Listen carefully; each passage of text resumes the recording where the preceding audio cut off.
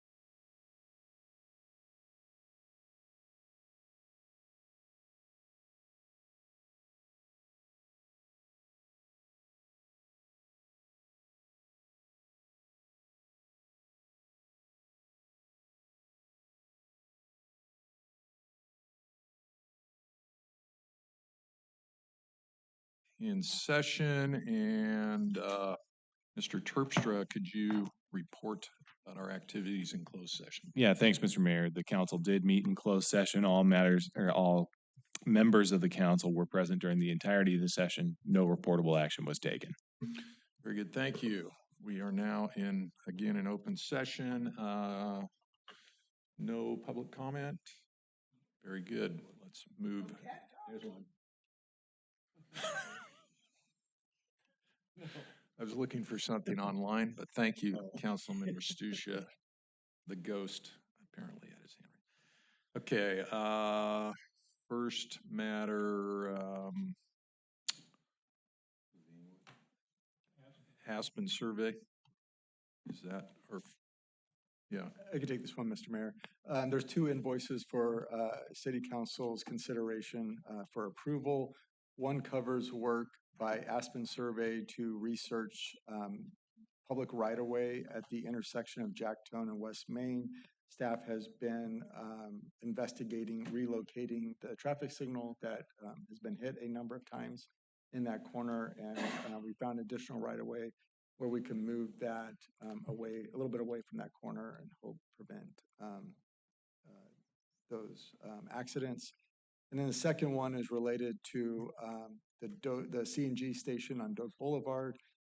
We've been working with PG&E to bring a PG&E gas service there, or to that site, and we had to do some work on a parcel map.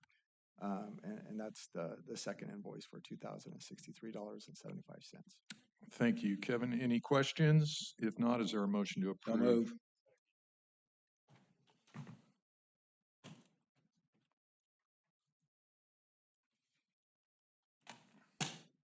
Okay, I'm done with my motions. And, come on. There's one for each. Come on. Everyone vote? I haven't, I can't get my thing to move right. Your mouse, turn it on. Maybe it's off. Which way do you want to vote? Left or right? Check your mouse and see if it's on. Use the keypad.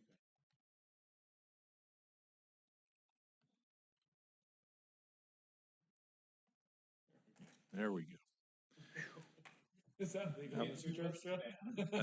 That was close, but we made it. All right. Next item for discussion is regarding the bid work on community center parking lot. Kevin. Spencer, very good, thank you. I can speak on this. So as you know, staff first brought the community center parking lot expansion project to bid on July 1st. The city received a single bid, which came in well over the engineer's estimate. Council rejected that bid at the July meeting and directed staff to re-advertise. Staff has since revised the bidding strategy to provide the city with greater flexibility and discretion in determining the scope of work to be awarded by splitting the project into a base bid and an alternate. The base bid includes relocation of the middle baseball field, field number 2, reconstruction of the existing western parking lot with concrete pavers, and baseball field improvements. The alternate bid expands that scope to include reconstruction of the southern parking lot also. The bid documents reserve the city's right to determine which scope of work would be awarded. To protect the integrity of that process, bids were submitted and evaluated blind so that decision could be made without knowing which contractors submitted which bid. On August 11th, the city received 10 bids. The lowest base bid alone was $2,037,435, and the lowest base bid plus alternate was $2,586,477, both submitted by different contractors. After evaluation of the submitted bids and the city's available funding and the net benefits a completed project would provide, staff determined that the apparent low bidder would be based on the base bid plus alternate amount. Only once that determination was made was the identity of the apparent low bidder revealed and their bid package evaluated, which is how staff identified the low bidder as Dirt Dynasty. Awarding the complete project under single construction contract provides several benefits, such as lower overall costs, a more consistent final product, and reduced disruption to the community center and the public who use it. With that being said, staff recommends that the city council award the base bid plus alternate to Dirt Dynasty in the amount of $2,586,477. To fund that award, the Parks and Recreation Capital Fund currently has approximately $2,480,973 available. With a 10% construction contingency, the total project budget comes to $2,845,124, leaving a shortfall of approximately $356,000. Staff recommends a transfer of $400,000 from the General Department Capital Fund to cover that shortfall and fully fund the project. And with that, I am happy to answer any questions. Any questions for Spencer, Kevin? I have just a question on schedule. If the bid's awarded today, what does the timeline for the project look like? The timeline, we're hoping to get all our contract documents in within the next week or two, and then we're gonna be noticing or issuing the notice to proceed immediately. Nice. So we're hoping to get going on this one as soon as possible. Good. I have one question.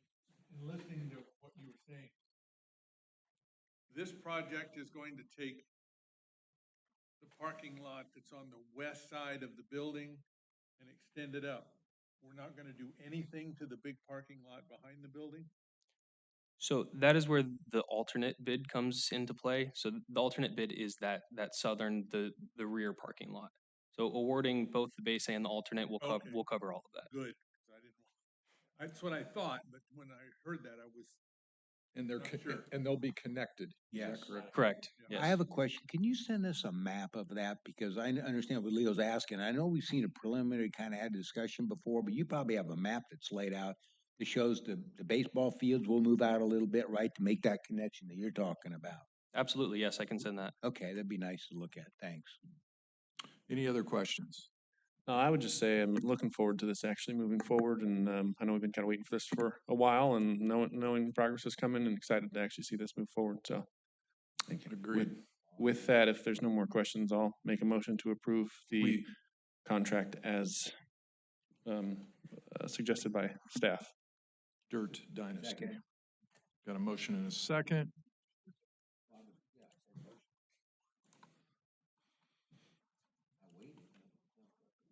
Look, Dean is all over it this time. Thank you. All right. Just left his mouth in one spot. So. We I had to move. look forward to having that project move forward. Next, service agreement, IT staff.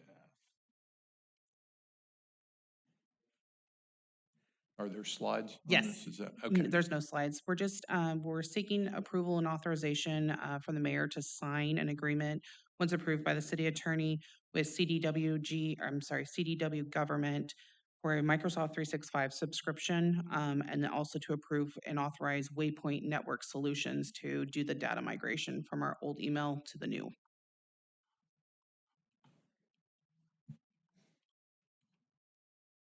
IT staff is happy to answer any questions pertaining to Microsoft 365 migration and such.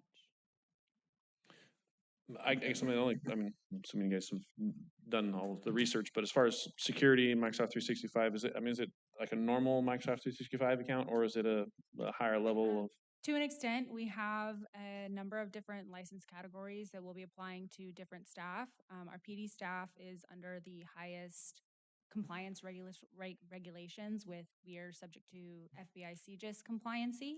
So we'll be awarding G5 level licenses to PD staff in order to maintain that compliance. City staff will receive a G3 level license, which maintains the compliance that they're required to meet. And then we've got other assorted service accounts for login purposes.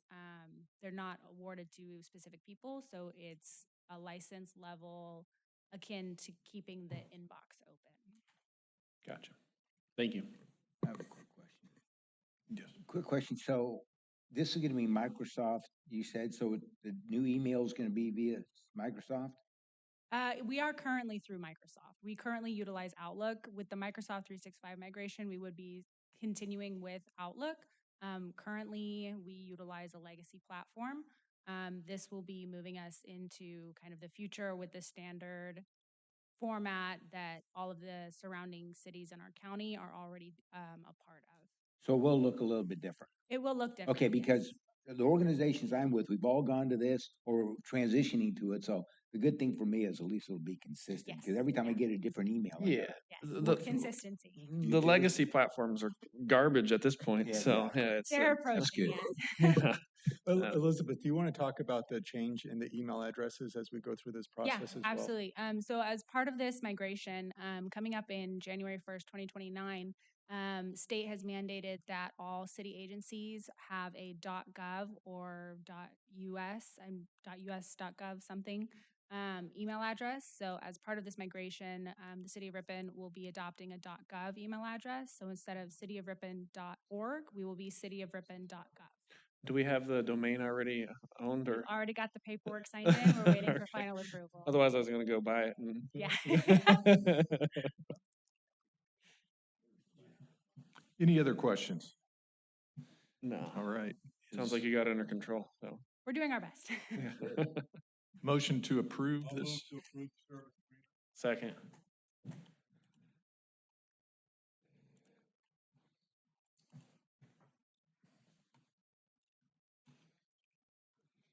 Good. Let's see, next on our agenda, part-time per diem dispatch positions. And who is? Yeah, yes. I can Yes, report on Jared. that. So we're just seeking approval to add 4 part-time dispatch positions to help reduce mandated overtime and employee burnout. The dispatch center has 13 dispatchers and 1 supervisor. We're currently down 3 dispatch positions, with another one expected to resign next month. While we are actively recruiting and sending candidates to backgrounds, that process does take time, takes a couple months, probably about 2 months at quickest by the time they get done with everything. And once they get hired, they go into a 6-month training that's pretty extensive. So by the time we have somebody that's in those seats and fully capable of filling that role, until that time, we're doing mandated overtime, which causes definite burnout for employees. So we're seeking to hire 4 part-time positions that are post-certified, that they currently already have the training that could come in and fill the seat quickly. Primarily looking for past employees that were here that are familiar, or other dispatchers that are familiar with how our RMS and our CAD system works, to try to alleviate that on a part-time basis. Very good. Thank you, Jared.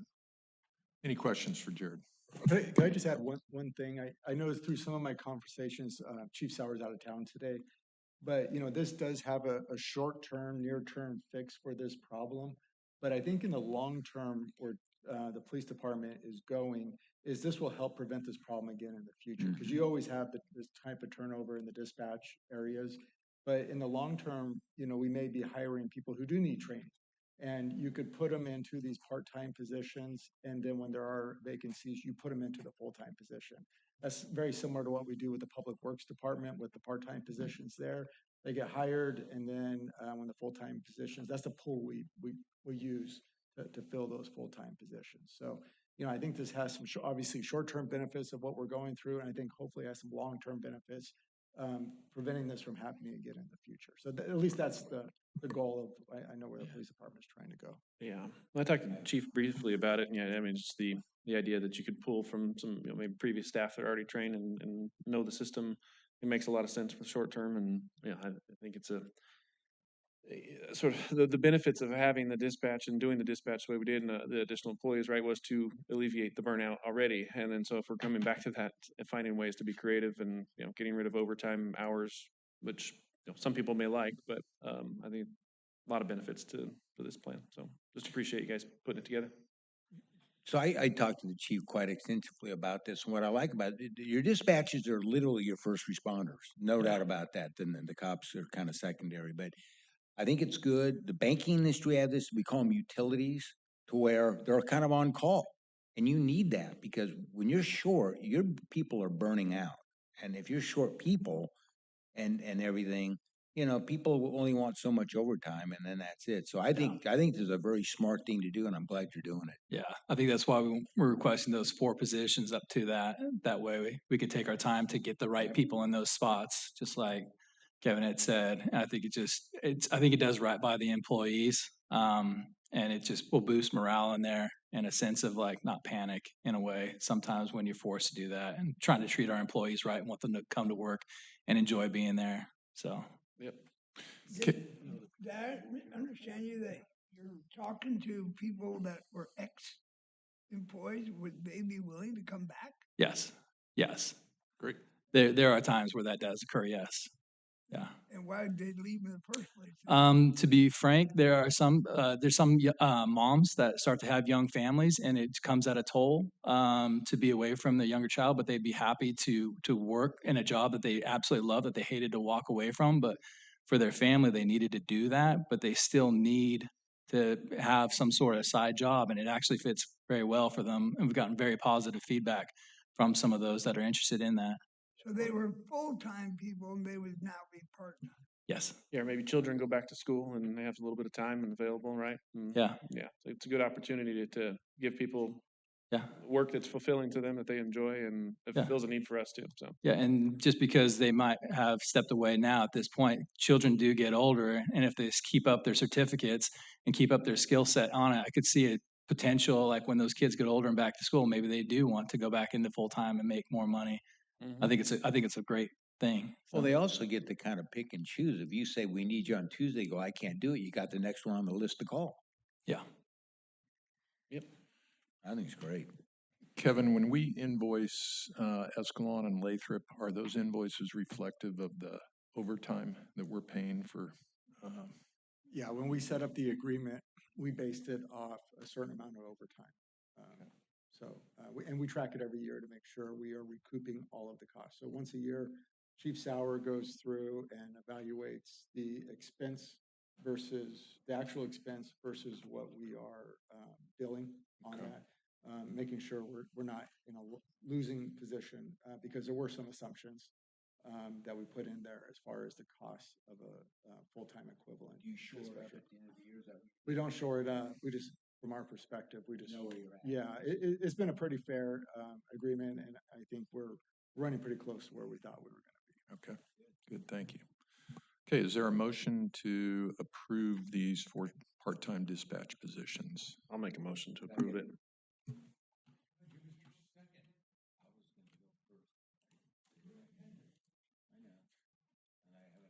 I was tired of waiting.